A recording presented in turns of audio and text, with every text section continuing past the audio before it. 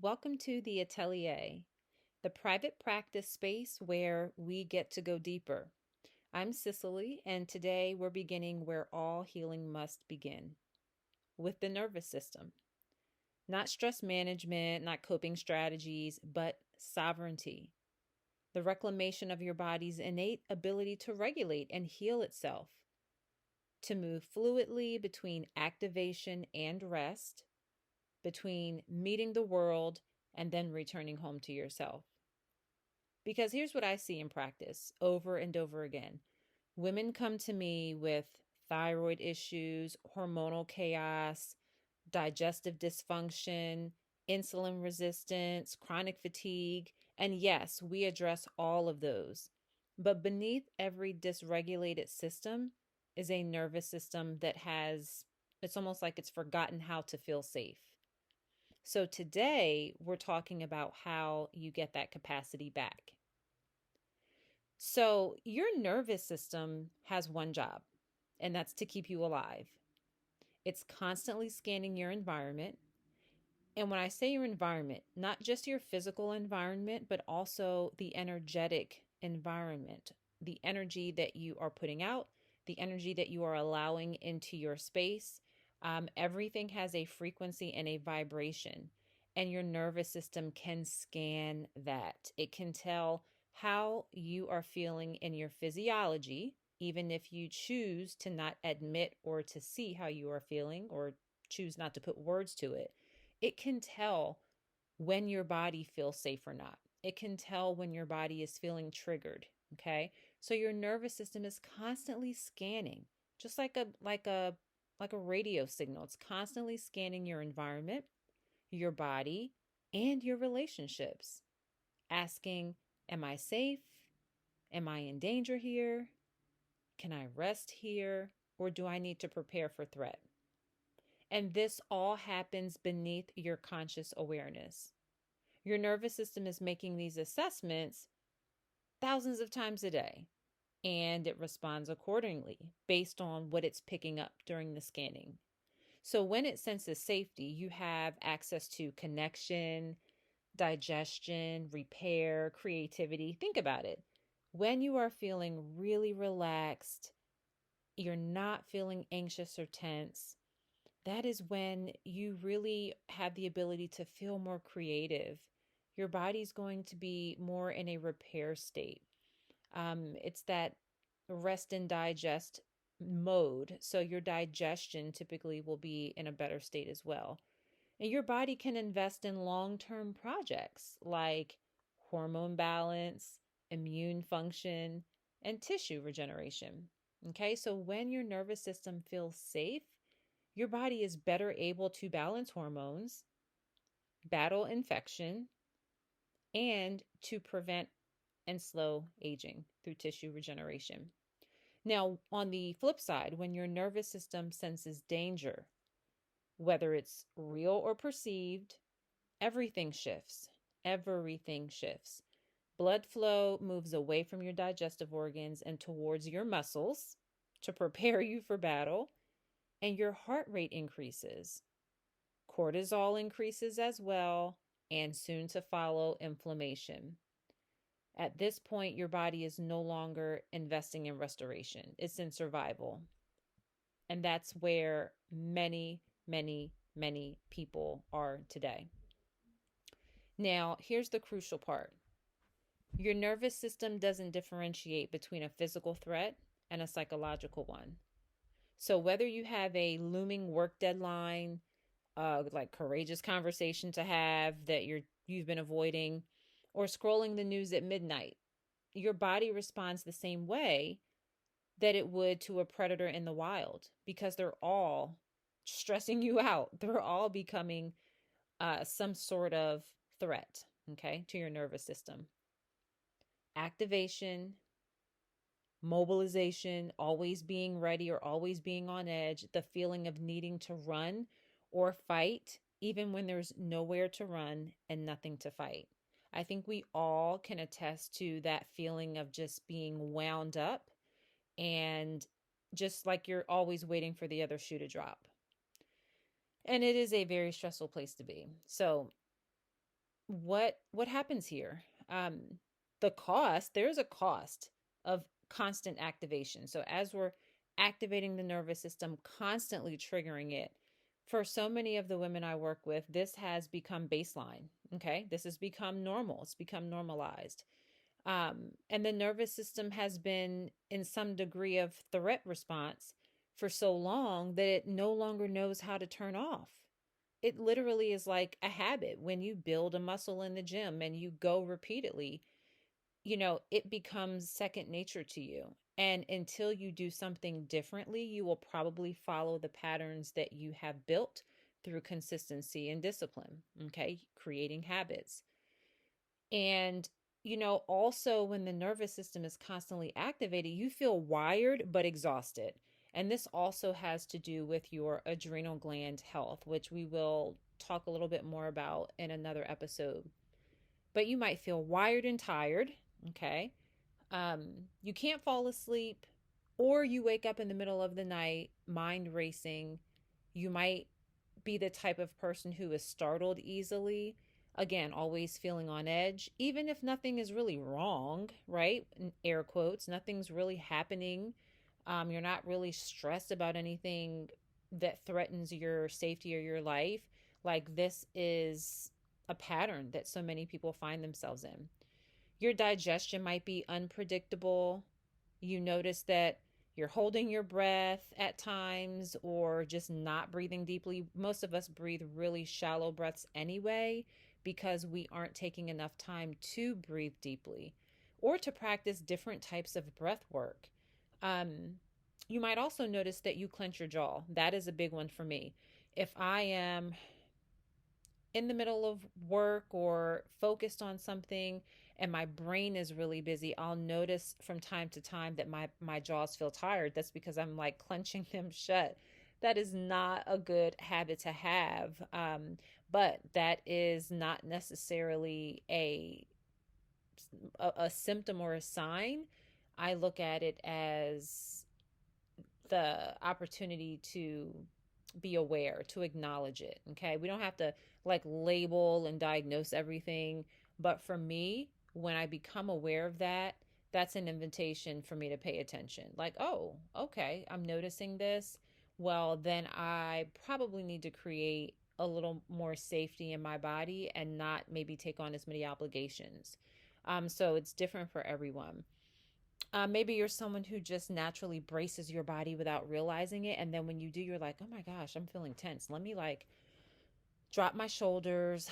Let me like correct my posture, let me move a little bit more. So there can be a lot of different ways that your body, your physiology responds when your nervous system is constantly activated. This is not a character flaw or anything. This is physiology. This is physiology. So your nervous system has been doing exactly what it was designed to do. Protect you. But somewhere along the way, the activation got stuck in activation mode. The system lost its flexibility, and it's like your nervous system can ramp up beautifully, right? Like when you're in a constant state of stress or you're always busy, um, our bodies have no problem preparing for the threat or, putting on that armor and getting ready for business. But it's almost like it's forgotten how to come back down.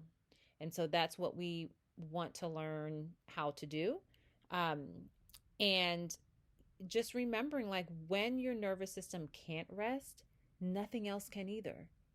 Your hormones can't balance, like your gut can't heal properly, your thyroid can't regulate, your adrenal glands can't restore themselves properly.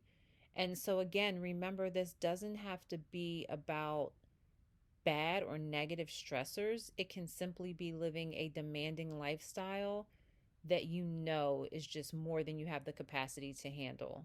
But yet and still, you're finding a way to do everything anyway. Um, these examples, these are reasons why nervous system work is not optional, it's foundational. So let's talk about sovereignty. What is sovereignty? What does that mean when it comes to our nervous system? So, sovereignty means your nervous system regains its range again, okay? Its flexibility. the ability to activate when needed, but to also know how to return to rest. It means you're no longer stuck in one state. Imagine your car being stuck in neutral, or being stuck in drive, not good, or being stuck in reverse, not good, or being stuck in park. There's no nothing can happen in that constant perpetual state of sameness. Okay. um but so we don't want to be stuck in one state either, and we want our nervous system to know how to relax and how to downshift so that it can learn again, that it can adjust to what we truly need. You can rise to meet a challenge and then metabolize it, release it, let it move through you, right? It's in the rearview mirror. But you can also be present with intensity without being consumed by it. So, this is what your body is built for, not for just a constant state of calm. I get that. Like, that sounds great in theory, but there has to be some balance. It's not realistic or probably even desirable for us to be in a super super calm state all of the time. um but resilience, okay? Your body's built for resilience. It's built to be able to oscillate, like a fan, to meet life fully and then also to recover. um Obviously, I think our bodies, our minds, we feel much better when we're in a calm state and we have the freedom to choose what we are ready for, what we want to encounter, how we want to feel. So, anyway, there is some good news. I'm giving a lot of warning signs and things to look out for, and maybe even naming some things that you're experiencing. So, what could be good news? This capacity can be restored. We can restore our nervous system capacity. It's neuroplastic, which means it can learn, it can adapt, and it can change. And you do not have to be passive in this process. You have real self agency here, tangible power to shift your own physiology. Okay, that's what sovereignty really is. Real tangible power to shift your own physiology. Yes, that sounds so powerful, and it is. You are really in control. Okay, so how do we do this? Let's talk about a couple of practices that are very simple, and can help you begin to understand how to regulate your nervous system, how to teach it that it's safe to rest, okay, when it needs to. It's not just one thing, it's really a constellation of practices. Okay, repeat it over time until your body begins to believe you, just like changing our thoughts. We have a lot of stinking thinking and subconscious programming that we need to dissolve. Well, the more that you start putting in good stuff, it will start to displace the ugly stuff. Okay, so same with this. The first practice is the breath. Your breath is the only part of your autonomic nervous system that's under conscious control, meaning you can change it, you think about it, right? So obviously we breathe on our own, okay? However, let's say for example, when you lengthen your exhale and you make it longer than the inhale, you can try that right now.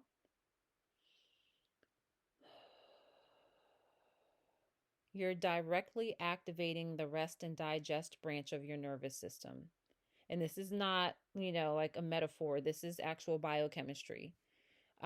So try this. We'll do this together. We're going to inhale for a count of 4 and then exhale for a count of 6 or 8. Okay. We're going to do this you can do this for a couple of minutes when you're finished with this, but we're just going to do this a couple of times just so that you can get a feel for the rhythm. And when you do it later, I want you to notice what shifts. Okay. Because your heart rate should slow down. Your muscles should soften. Your mind should get a little quieter, even if it's just a little bit. We got to start somewhere. So let's just try it for a couple of these breaths. We're going to inhale for a count of 4. 1, 2, 3, 4. And exhale for a count of 6 or 8. 1, 2, 3, 4, 5, 6, 7, 8. Repeat. Inhale for a count of 4. And exhale for a count of 6 or 8.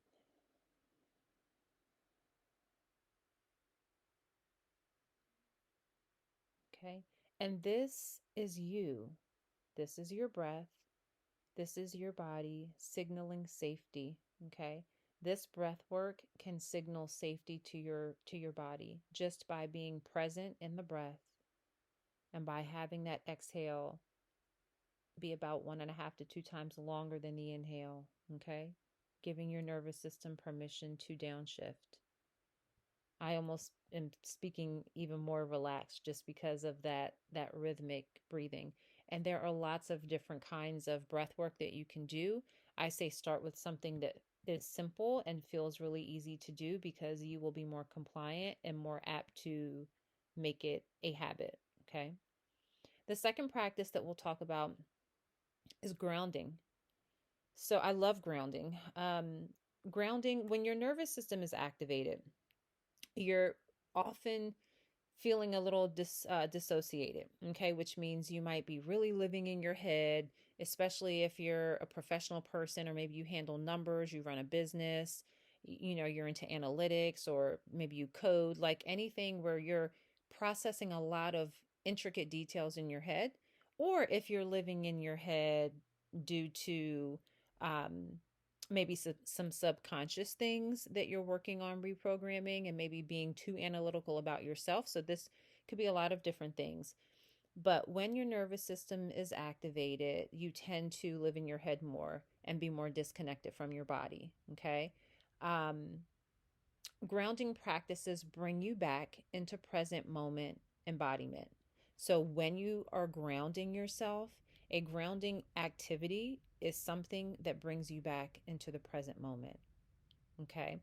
One way to do this is to go outside and to put your feet in the grass barefoot, really just connecting with the electricity of Mother Earth. Um, Another way of doing it in the house or indoors would be to place your feet flat on the floor. Feel the weight. Let's see if you could be sitting in a chair. Place your feet flat on the floor and just feel the weight of your body in the chair. Notice 5 things that you can see around you, 4 things that you can hear, 3 things that you can touch. And it's not meant to be a distraction. It's meant to be a reorientation where you remind your system, I'm here, I am now, I am safe. Because in order to notice 5 things you can see, 4 things you can hear, 3 things you can touch, you're actually tuning in to your awareness. You're using your senses, and you have no choice but to be present in order to complete those tasks. Okay. The third practice, movement. Movement that more specifically, um, like movement that completes the cycle. Okay, so activation creates energy in the body that needs somewhere to go. When the nervous system is feeling really wound up, it needs to be metabolized and processed. So anything that can help to do this could be walking, stretching, shaking, dancing. These are all ways to help your body complete the stress response cycle. It's almost like when we have young children who have short attention spans and they've been sitting for a long time and we tell them to get up and let the willies out or shake the willies out or dance the willies out. Just allowing them to feel to be silly and to move their bodies any way that their bodies want to move. That is actually helping to complete the stress response cycle. Okay. It moves energy through and out rather than staying trapped in your tissues. Think about that for a minute. It moves energy through and out of the body rather than staying trapped in it. So even 60 seconds of intentional shaking, jumping up and down, you could be doing jumping jacks or dancing, being silly. And actually, this is a very ancient practiced by indigenous groups where there were a lot of different forms of movement via dancing and shaking and moving the body in ways that might look silly to us now. But if you really go back and look at some of those practices, they had reasons for all of it. Okay. So even 60 seconds of this intentional shaking or moving or stretching can discharge what your system has been holding. Think about that. If you have a demanding lifestyle and every day seems to, just feel busy, especially when you feel busy in your body, think about that. We call people busybodies. When your body is holding energy that is not being metabolized or processed, it is literally accumulating and creating so much tension, um, that the nervous system remains activated and in overdrive.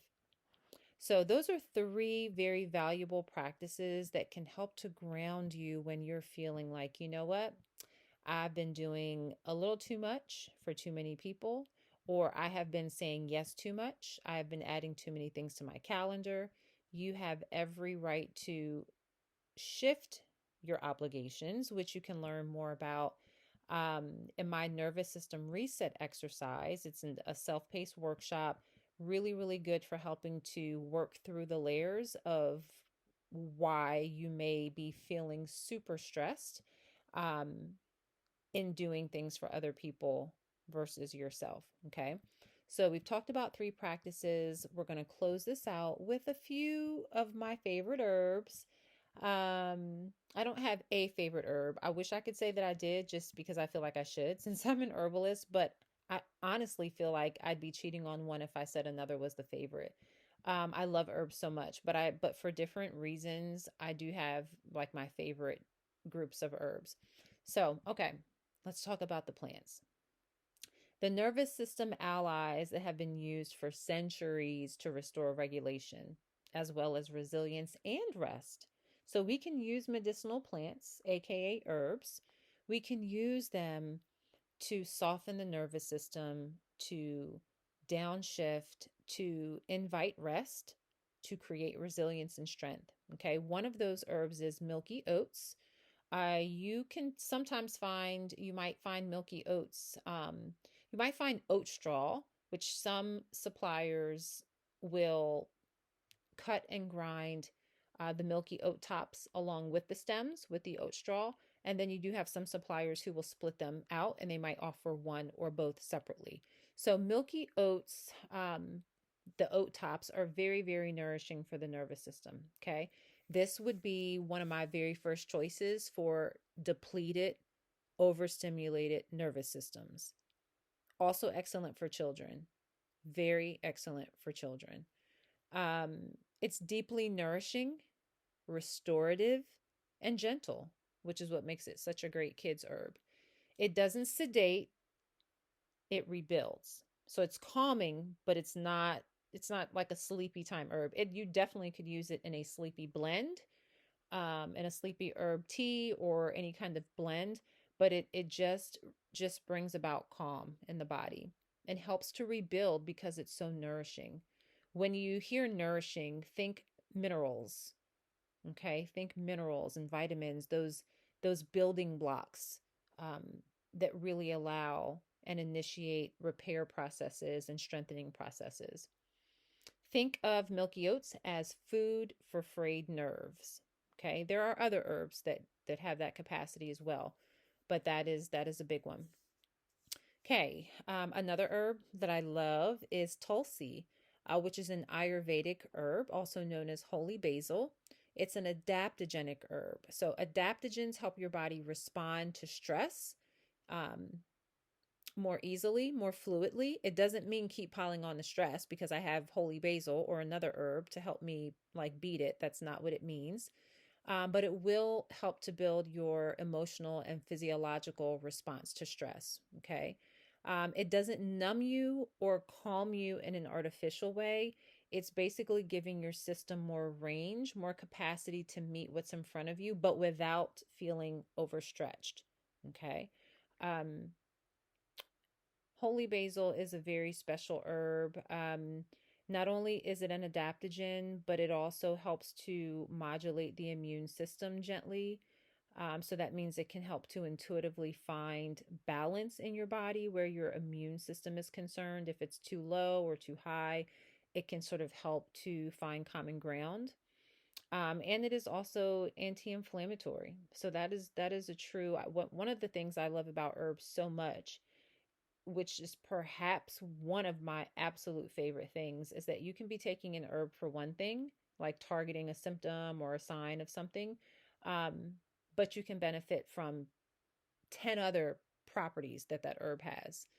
So, okay, next herb, passion flower. Then we're going to close it out with one last one. Passion flower is great to use when you feel like your mind won't stop spinning, when sleep feels impossible, or you just feel like you can feel your nervous system sort of getting a little wound up. You can feel it in your bones. Passion flower helps the nervous system release its grip. And so it helps to sort of like soften the edges without cutting your awareness. Like you're still aware of what's happening, but it just really helps to calm you and allow you to kind of see the whole picture. Now, if you do have a very busy brain and you feel like your body's sleepy but your brain isn't, lepidolite is another botanical that I would reach for. This is actually a crystal, lepidolite crystal. You can sleep with it under your pillow. It's a really calming, relaxing, and beautiful to look at crystal that is helpful for those racing minds. Also, side note, really good for people who get night terrors, not nightmares, but night terrors, most commonly found, in children, um, but really helpful for slowing down the mind. And then the final herb that I'm going to talk about, and of course there are more, but the last one that I just wanted to share is reishi, which is actually a mushroom. Reishi is a medicinal mushroom. Okay. It's known for its uses as an adaptogen, helps to balance and strengthen the immune system. It's used in spiritual practices and ceremony. It's one of those herbs that works slowly but cumulatively. Okay. So it teaches your body that it's safe to let down and to relax. It's great taken over the long term. Adaptogens typically are. It's also it's also it's a beautiful it's a beautiful solution for those people who have a chronic history of just being on edge. So if chronic stress has been a pattern for you since like that's all you can pretty much remember, reishi would be a great ally.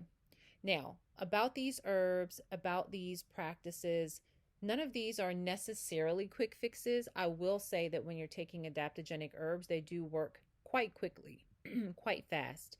And by fast, I mean within 2 to 3 doses, depending on the format of the medicine, you could feel a little stronger. You could feel a little more resilient. But adrenal herbs and adaptogenic nutrient supplements are best taken over the long term.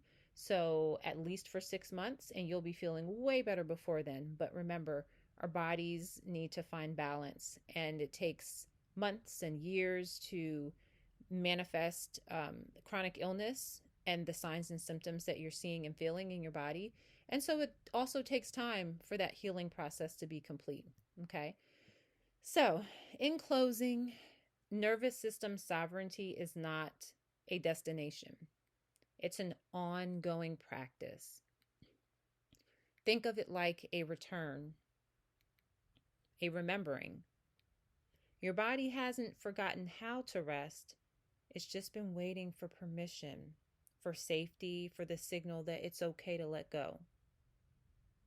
And you can give it that signal through your breath, through your presence, through movement, through the plants, also journaling, meditation, through the slow, deliberate work of teaching your system that you are no longer in danger. I also want to add here affirmations are everything. The way you think and speak about and to yourself are everything. So, during this slow, deliberate work of teaching your system how to feel safe again, use your words to amplify that. This is the foundation. This nervous system work is the foundation that everything else is built on.